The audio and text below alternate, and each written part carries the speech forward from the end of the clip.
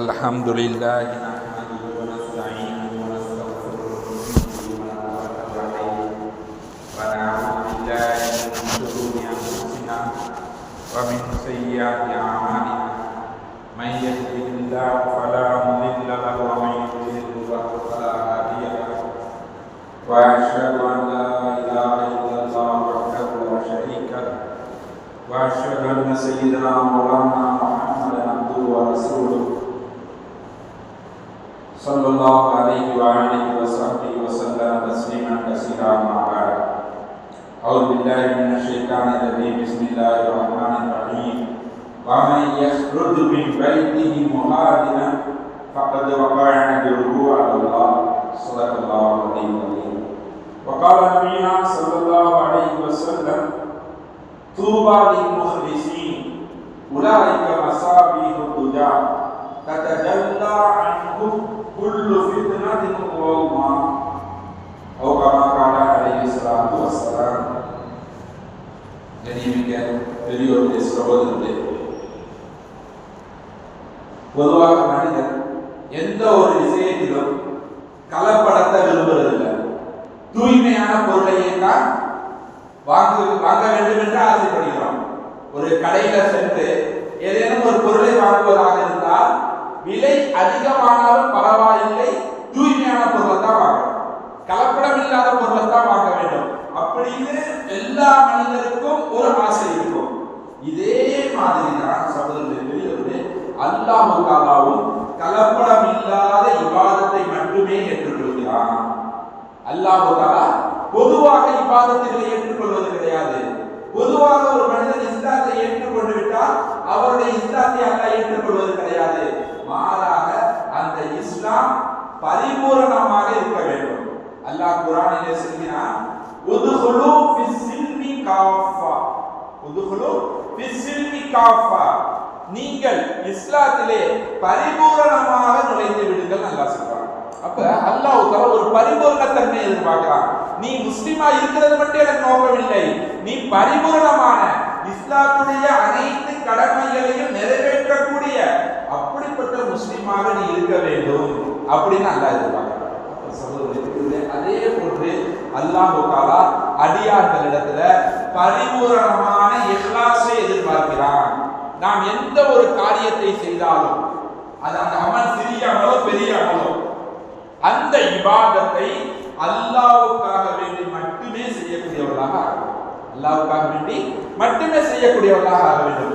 சகோதரர்களே, பெரியவர்களே, நபி ஸல்லல்லாஹு அலைஹி வஸல்லம் அவருடைய காலத்துல இருந்த இபாதத்துகளிலேயே ஒரு மிகப்பெரிய இபாதத் ஹிஜ்ரத்துடைய இபாதத் என்று இருந்தது. அது இப்ப ஹிஜ்ரத்துங்கிற இபாதத்து கிடையாது. இன்னைக்கு எல்லா இடத்துலயும் இஸ்லாத்தை பின்பற்றுவது முடியுங்கிற சூழ்நிலை இருக்கு. எந்த ஒரு நாட்டுக்கு போனாலும் நம்ம இஸ்லாத்தை எளிதாக பின்பற்றலாம். ஆனா நபியுடைய காலம் எப்படி இருந்தது என்றால், மக்காவில் இஸ்லாத்தை பின்பற்ற முடியாத சூழ்நிலை. மக்கால இஸ்லாத்தை பின்பற்ற முடியாத சூழ்நிலை. மக்காவில் யாராவது இஸ்லாத்தை ஏற்றால் அவர்கள் மதீனாவுக்கு சென்று விட வேண்டும். எப்படி செல்ல வேண்டும் என்றால், மக்கால அவர்கள் எவ்வளவு சொத்துக்கள் இருந்ததோ, செல்வங்கள் இருந்ததோ, அதை அனைத்தையும் விட்டு நிராயுதபாணியா மதீனாவுக்கு போகணும். இது இபாதத்திலேயே மிகப்பெரிய இபாதத்தாக இருந்தது. ஏன்னா ஒருவர் தன்னுடைய சொந்த ஊரை விட்டு அவர் செல்ல வேண்டும் என்று சொன்னால் அது ரொம்ப கஷ்டமான காரியம். சொந்த ஊரில் அவருக்கு பலவிதமான செல்வங்கள் இருக்கும், சொந்த ஊரில் அவருக்கு சொந்த பந்தங்கள் இருப்பார்கள், சொந்த ஊரில் அவருக்கு அறிமுகமானவர்கள் நிறைய பேர் இருப்பார்கள். இது அனைத்தையும் துறந்து விட்டு ஒருவர் இன்னொரு ஊருக்கு செல்வது என்பது ஒரு மிகப்பெரிய இபாதத். இப்படி செல்வது இருக்கிறதே ஒரு மிகப்பெரிய இபாதத். இன்னொரு ஒரு பிரச்சனை இருந்தது. நபியுடைய காலத்துல மக்கால இருந்து மதீனாவுக்கு யாராவது ஹிஜ்ரத் செய்து சென்றால் மக்காவாசிகள் அவர்களை எளிதாக ஊரை விட்டு வெளியே விட மாட்டார்கள். இவர் வெளியே சென்று நமக்கு எதிராக சூழ்ச்சி செய்ய வாய்ப்பு இருக்கிறது என்ற அந்த பயத்துல அவங்க என்ன செய்வாங்கன்னா, எப்படியாவது இவரை மீண்டும் மக்காவுக்கு அழைத்து வந்து இவரை தொடர்ந்து சித்திரவதைப்படுத்த வேண்டும் என்று தான் நினைப்பார்களே தவிர அவ்வளவு சீக்கிரமா மக்காவை விட்டு மதீனாவுக்கு சென்று விட முடியாது. மக்கத்து காபிர்கள் எப்பொழுதும் தயாராக இருப்பார்கள். யாராவது மக்கால இருந்து மதீனாவுக்கு இஸ்லாத்தை ஏற்று சென்றால் அவர்களை உடனடியாக சிறைப்பிடித்து விடுவார்கள்.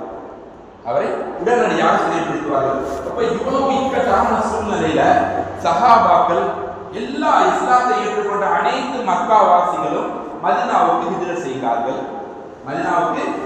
செய்கிறார்கள். அந்த சமயத்துல ஹபீபி லம்ரா என்று சொல்லி ஒரு சஹாபி இருந்தார்கள். ரொம்ப வயதான சஹாபி. ஹிஜ்ரத்துடைய கட்டளை வந்த சமயத்திலேயே அவர் ரொம்ப வயதானவராக இருந்தார். ஆனால் அவருக்கு ஹிஜ்ரத் செய்ய வேண்டும் என்ற ஆசை இருக்கிறது. ஆனால் செல்வதற்குண்டான உடல் பலம் கிடையாது. உடல் பலம் இல்லை. அவரால் எழுந்து நடக்க கூட முடியாது. படுத்த படுக்கையாக கட்டிலில் படுத்தே தன்னுடைய வாழ்க்கையை கழித்துக் கொண்டிருக்கிறார். ஹபீபி லம்ரா என்று சொல்லி அந்த சஹாபியுடைய பெயர். அந்த சஹாபி ரலியல்லாஹு அன்ஹு தன்னுடைய மகன்களை அழைத்து சொல்கிறார்கள், எல்லாரும் ஹிஜ்ரத் செய்கிறாங்க, எல்லாரும் ஹிஜ்ரத்துங்கிற உயர்ந்த இபாதத்தை செய்கிறார்கள். என்னால ஹிஜ்ரத் செய்ய முடியல, நீங்க எனக்கு ஒரு உதவி செய்யணும். நான் கட்டில் படுத்தவாறே இருந்து கொள்கிறேன். என்னை நீங்கள் அப்படியே தூக்கி மதீனா வரைக்கும் கொண்டு போயிருங்க. என்னைய கட்டிலோடையே சேர்த்து நீங்க ஒட்டகத்துல வச்சு அப்படியே நீங்க மதீனாவுக்கு கொண்டு சென்று விடுங்கள். நான் கட்டில படுத்த நிலையில அப்படியே நான் ஹிஜ்ரத் செஞ்சிடுறேன் அப்படின்னு சொல்லி கேட்கிறாங்க. மகன்களால் மறுக்க முடியவில்லை. தந்தையுடைய கட்டளை, கடைசி காலகட்டத்தில் இருக்கிறாரு, ரொம்ப வயோதிகமா இருக்கிறாரு. அவருக்கு இருக்கிற ஒரே ஆசை எப்படியாவது மதீனாவுக்கு ஹிஜ்ரத் செஞ்சிடணும். எப்படி எல்லா முஸ்லிம்களும் மதீனாவுக்கு ஹிஜ்ரத் சென்றார்களோ அதே போன்று எப்படியாவது மதீனாவுக்கு ஹிஜ்ரத் சென்று விட வேண்டும் என்று சொல்லி அவருடைய ஆசை. அப்ப அவர் மக்காவில் இருந்து மதீனாவுக்கு செல்ல தயாராகி விடுகிறார். மகன்கள் அப்படியே தூக்கி செல்கிறார்கள். மக்காவுடைய எல்லை பகுதி வருகிறது. தனீம் என்ற ஏரியா, தனீம் என்று சொல்லி ஒரு ஏரியா. இன்னைக்கு அந்த இடத்துல தான் மஸ்ஜிதே ஆயிஷா இருக்கிறது. உம்ரா ஹஜ்ஜுக்கு சென்றவர்களுக்கு தெரியும். அந்த மஸ்ஜிதே ஆயிஷால தான் போய் இஹ்ராமுடைய அணிந்து மீண்டும் உம்ராவுக்காக வேண்டி வருவார்கள். அது மக்காவுடைய எல்லை பகுதியில, மக்காவுக்கு ரொம்ப அருகில் இருக்கக்கூடிய ஒரு எல்லை பகுதி அந்த தனீம்ங்கிற அந்த ஏரியா. அந்த தனீம்ங்கிற அந்த ஏரியாவுக்கு இந்த வயோதிகமான அந்த சஹாபியை அந்த மகன்கள் தூக்கி கொண்டு செல்கிறார்கள்.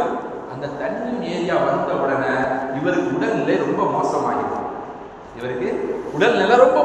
விடுகிறது. இப்ப மகன்கள் எல்லாம் ரொம்ப கவலைப்படுறாங்க. அத்தாவை ஹிஜ்ரத் செய்ய வைக்கலாம்னு பார்த்தா முடியவில்லை என்று சொல்லி அந்த சமயத்துல அந்த தனீம்ங்கிற அந்த ஏரியால இருந்துகிட்டே அவர் படுத்த படுக்கையிலேயே அல்லாஹ்விடம் சொல்கிறார், இது தன்னுடைய வலது கையை காண்பித்து, இது என்னுடைய கை. இன்னொரு கையை காண்பித்து சொல்கிறார், இது ரசூலுல்லாஹி ஸல்லல்லாஹு அலைஹி வஸல்லம் கை. இந்த கையை நான் இந்த கையின் மீது வைக்கிறேன். இந்த கை தன்னுடைய கையில தான் வைக்கிறாரு. ஆனா அவர் அல்லாஹ் கிட்ட சொல்கிறார், யா அல்லாஹ், இது ரசூலுல்லாஹ்வுடைய கை என்று சொல்லி தன்னுடைய கையின் மீது அவர் வைத்து சொல்கிறார், மக்கால இருந்து மதீனாவுக்கு ஹிஜ்ரத் செய்து வந்த சஹாபாக்கள் என்னென்ன ஒப்பந்தம் செய்தார்களோ அந்த எல்லா ஒப்பந்தத்தையும் நானும் ஏற்றுக்கொள்கிறேன் சொல்லி அப்படி கையை வைத்த நிலையிலேயே அவருடைய உயிர் பிரிந்து விடுகிறது. இவர் மதீனாவுக்கு இன்னும் போகல, மக்காவுடைய எல்லையிலேயே உயிர் போயிருச்சு. மக்காவுடைய எல்லையிலேயே வஃபாத்தாகி விட்டார். இன்னா லில்லாஹி வ இன்னா இலைஹி ராஜிஊன். அப்ப அந்த சமயத்துல அல்லாஹ்விடத்திலிருந்து ஒரு ஆயத் இறங்குது. சூரத்து நிசால வருகின்றது, வமை யஹ்ருஜு மின் பைத்திஹி முஹாஜிரன். ஹிஜ்ரத் செய்ய வேண்டும் என்று சொல்லி தன்னுடைய வீட்டிலிருந்து யார் வெளி கிளம்பினாரோ அவருக்கு ஃபகது வகஅ அஜ்ருஹு அலல்லாஹ், அல்லாஹ்விடத்தில் அவருடைய கூலி பரிபூரணமாக விழுந்து விட்டது. அல்லாஹ்விடத்தில் அவருடைய கூலி பரிபூரணமாகிடுச்சு. இவர் இன்னும் இபாதத்தை ஃபுல்லா முடிக்கவில்லை. இப்பதான் மக்கா விட்டு வெளியேறி இருக்கிறார். அதற்குள் உயிர் பிரிந்து விட்டது. ஆனா இவருக்கு உறுதியான எண்ணம், எப்படியாவது நாம் மதீனாவுக்கு ஹிஜ்ரத் செய்ய வேண்டும். அந்த நிய்யத்துடைய பரக்கத், அந்த இஹ்லாஸுடைய பரக்கத், அவர் ஹிஜ்ரத் செய்யாமலேயே அவருக்கு ஹிஜ்ரத் செய்த நன்மை கிடைத்து விட்டது. ஆக சகோதரர்களே, அல்லாஹ்விடத்துல இஹ்லாஸுக்கு அவ்வளோ ஒரு பெரிய மரியாதை இருக்கிறது. இஹ்லாஸுடன் செய்யக்கூடிய அந்த இபாதத் இருக்கிறது. அந்த இபாதத் பரிபூரணமாகுவதற்கு முன்பாகவே அல்லாஹ் கூலியை எழுதி விடுவான். அதே சமயத்துல இஹ்லாஸ் இல்லாமல் செய்யப்படும் இபாதத் இருக்கிறது, அது அல்லாஹ்விடத்துல எந்த விதமான மரியாதையும் கிடையாது. சகோதரர்களே, பெரியவர்களே, இன்னொரு ஹிஜ்ரத் செய்த சஹாபியுடைய சம்பவம். சகோதரர்களே, பெரியவர்களே, மக்கள் வந்து பல சஹாபாக்கள் ஹிஜ்ரத் செய்கிறார்கள். அதில் ஒரு சஹாபி, அவர் ஏன் ஹிஜ்ரத் செய்தார் என்று சொன்னால், அவர் ஹிஜ்ரத் செய்வதற்கு முன்பாக ஒரு பெண்ணை விரும்பினார். அந்த பெண் ஹிஜ்ரத் செய்தார்கள். அதன் காரணமாக இவரும் ஹிஜ்ரத் செய்தார். இவர் வந்து அல்லாஹ்வுக்காக வேண்டி செய்யல. என்னங்க, இவர் எந்த பெண்ணை விரும்பினாரோ அந்த பெண் ஹிஜ்ரத் செய்ததால் இவரும் அந்த ஹிஜ்ரத் செய்தார். மற்ற சஹாபாக்கள் நபியிடம் வந்து சொல்கிறார்கள், யார சொல்லலாம், நாங்களாம் அல்லாஹ்வுக்காண்டி உங்களுக்காக வேண்டியும் அல்லாஹ்வுடைய தூதருக்காக வேண்டியும் ஹிஜ்ரத் செய்திருக்கோம். ஆனால் இந்த நபர் இருக்கிறாரே, இவர் பெண்ணை நாடி திருமணம் செய்ய வேண்டும் என்பதற்காக வேண்டி ஹிஜ்ரத் செய்திருக்கிறார் என்று சொன்னார்கள். அந்த சமயத்தில் நபி ஸல்லல்லாஹு அலைஹி வஸல்லம் சொன்னார்கள், புகாரி ஷரீஃபினுடைய முதல் ஹதீஸ், புகாரி ஷரீஃபுடைய முதல் ஹதீஸ், இன்னமல் அஅமாலு பின்னியாத், செயல்கள் எல்லாம் எண்ணங்களை கொண்டே அமைகின்றன. ஃபமன் கானத் ஹிஜ்ரத்துஹு இலல்லாஹி வ ரசூலிஹி ஃபஹிஜ்ரத்துஹு இலல்லாஹி வ ரசூலிஹி, யார் அல்லாஹ்வுக்காகவும் ரசூலுக்காகவும் ஹிஜ்ரத் செய்தாரோ அவருடைய ஹிஜ்ரத் அல்லாஹ்வுக்காகவும் ரசூலுக்காகவும் ஆகிவிடும். ஃபமன் கானத் ஹிஜ்ரத்துஹு இலா துன்யா, யாருடைய ஹிஜ்ரத் உலகத்தை சம்பாதிக்க வேண்டும் என்பது இருக்கிறதோ, அவ் இலா இம்ராஅத்தி யன்கிஹா, அல்லது ஏதேனும் பெண்ணை திருமணம் செய்ய வேண்டும் என்பதற்காக வேண்டி இருக்கிறதோ, ஃபஹிஜ்ரத்துஹு இலா மஹாஜர இலைஹி, அவர் எதன் காரணமாக ஹிஜ்ரத் செய்தாரோ அதற்காக வேண்டிய முடிவு செய்யப்படும். இவருக்கு அல்லாஹ்விடத்தில் எந்த கூலியும் கிடைக்காது நபி ஸல்லல்லாஹு அலைஹி வஸல்லம். சகோதரர்களே, பெரியவர்களே, நம்ம செய்யக்கூடிய இபாதத்தில், நம்ம செய்யக்கூடிய அமல்கள் பரிபூரணமாக அல்லாஹ்வுக்காக வேண்டி செய்ய வேண்டும். நம்முடைய இபாதத்துகளை பரிபூரணமாக அல்லாஹ்வுக்காக வேண்டி செய்ய வேண்டும். சகோதரர்களே, பெரியவர்களே, அல்லாஹ் தஆலா ஒவ்வொரு அமலிலும் இஹ்லாஸ் செய்திருக்கிறார்.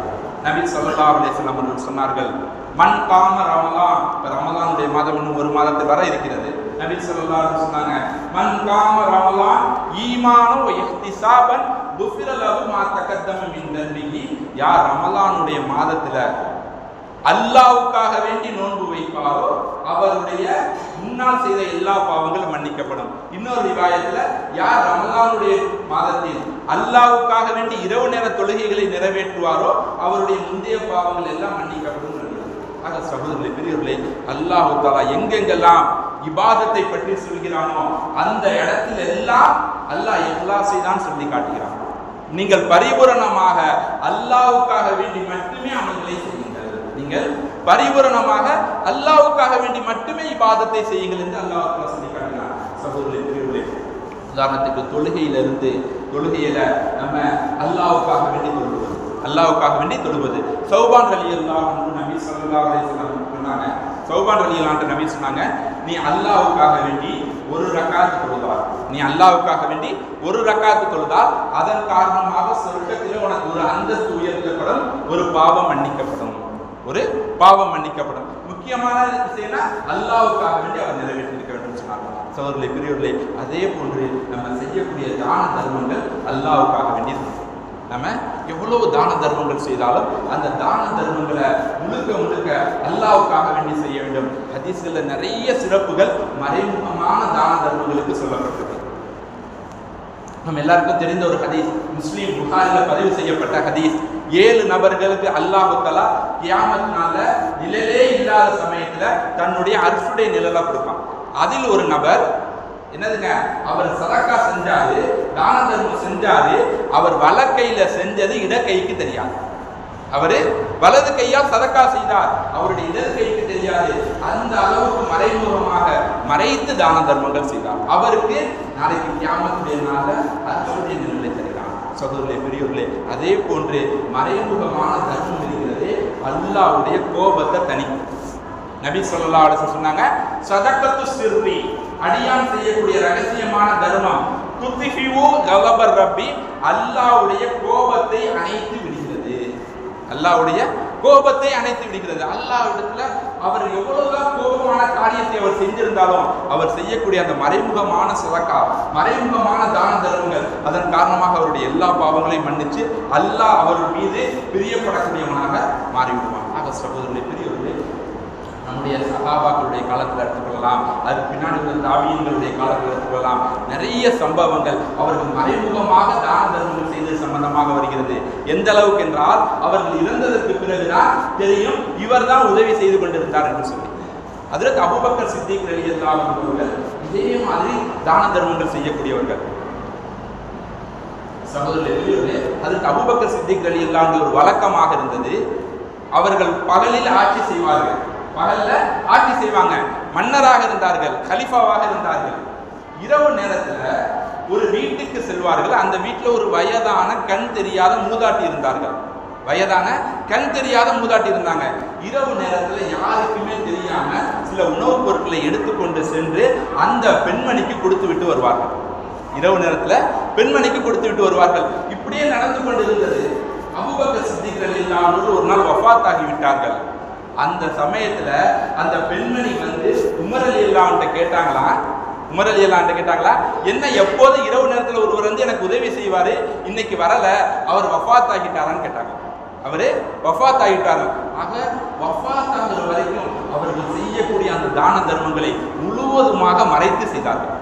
முழுவதுமாக மறைத்து செஞ்சாங்க.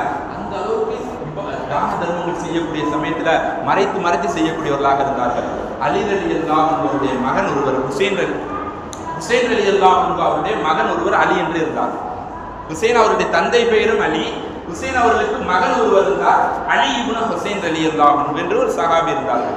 இந்த சஹாபி ரலியல்லாஹு அன்ஹு அவர்கள் இரவு நேரத்துல அதிகமான பொருட்களை எடுத்துக்கொண்டு தானம் தர்மம் செய்வதற்காக வேண்டி செல்வார்களாம்.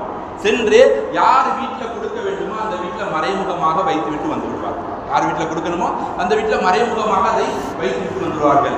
கடைசியாக அவர்கள் வஃபாத்தான சமயத்துல அவருடைய முதுகில் பல அச்சு இருந்துச்சான்.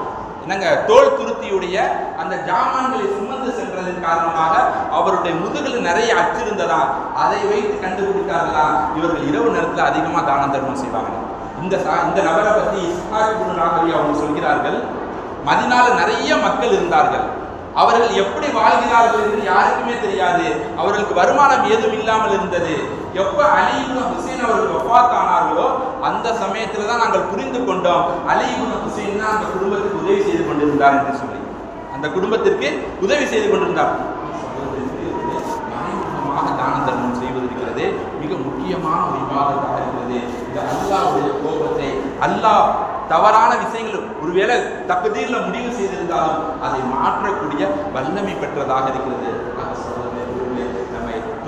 நம்ம தொழுகக்கூடிய தொழுகையாக இருந்தாலும் சரி, அதே போன்று இன்ஷா அல்லாஹ் ரமலான் வர இருக்கிறது. இந்த ரமலானுடைய நோன்பாக இருந்தாலும் சரி, நம்ம கொடுக்கக்கூடிய ஸகாத், நம்ம செய்யக்கூடிய எல்லா இபாதத்திலும் பரிபூரணமாக நம்ம என்ன செய்யணும், அல்லாஹ்வுக்காக வேண்டி செய்ய வேண்டும். இஹ்லாஸை நம்ம கொஞ்சமும் மறந்திடாமல் நம்ம செய்யக்கூடியவர்களாக ஆக வேண்டும். அல்லாஹ் நம் அனைவருக்கும் பரிபூரணமான இஹ்லாஸை கொண்டிருக்கிறவர்களாக இன்ஷா அல்லாஹ். நம்ம மேலூர்ல ஒரு புதிதாக ஒரு கல்வி சாலை ஒன்று ஆரம்பிச்சிருக்காங்க. ஜாமியா ஹிக்மத்துல் உலூம் அரபி கல்லூரி மேலூர் ஜம்சம் பள்ளிவாசல்ல இன்ஷா அல்லாஹ் அதனுடைய சில அட்மிஷன் மாணவர் சேர்க்கை நடைபெற்றுக் கொண்டிருக்கிறது. மாணவர்கள்